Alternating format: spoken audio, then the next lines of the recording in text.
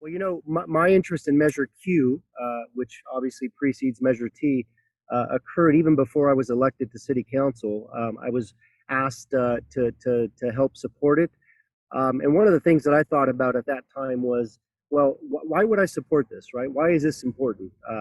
And this is coming from me as a member, and everyone has their unique experiences. But my experience growing up was, growing up in a small apartment complex, not having much open space, never have visited Yosemite or any of these national parks, or even any of the larger county parks in the area. And so I know that even today, if we think about it, we're dealing with a lot of challenges as it relates to COVID. And I think as Assembly Member Cora stated, I think folks are truly appreciated even more so these days, the accessibility to parks and open space. And so, but that's something that's been happening for many, many years. And so a lot of folks that oftentimes don't have access to these spaces don't learn to appreciate it, right? And so that's why when I was asked to join Measure Q and a committee that was formed some years back, I agreed to do it because I thought it was important to bring forward a voice of someone that, quite frankly, had the opposite experience of many of the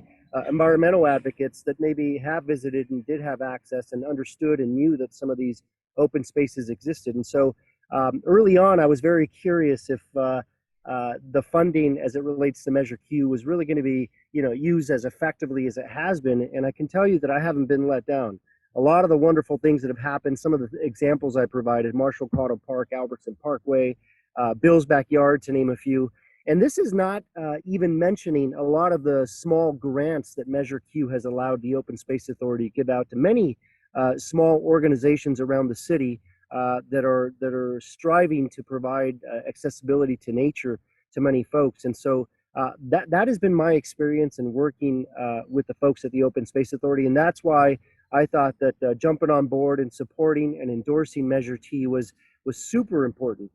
The other thing that I would say is that I think that what we need to do as an environmental movement, as people that care about nature and our sustainability as a planet, and preserving Mother Nature and protecting it, we really need to bring into the fold folks in the community that often aren't in this space, right? That I think care naturally about the environment. I'm from Mexico. I was born in Mexico, and I can tell you that a lot of Mexicans don't consider themselves environmentalists.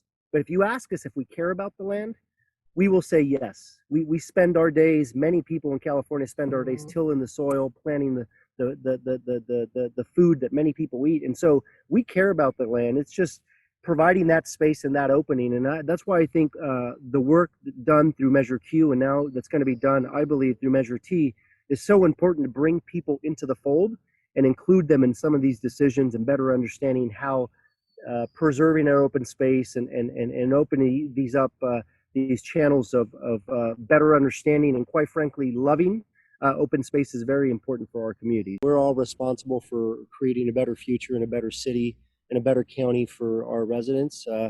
And so I think Measure T gives us one of those tools in order to expand those opportunities for the broader community, for the diverse community. So nomás quiero decir que todos en mi mente tenemos la responsabilidad de hacer todo lo posible para abrir estos espacios y la naturaleza para los residentes de las ciudades y del condado de Santa Clara, y pienso que la medida T es una de esas herramientas que podemos usar para abrir estos espacios para las familias y las personas del condado que sabemos que necesitan estos espacios.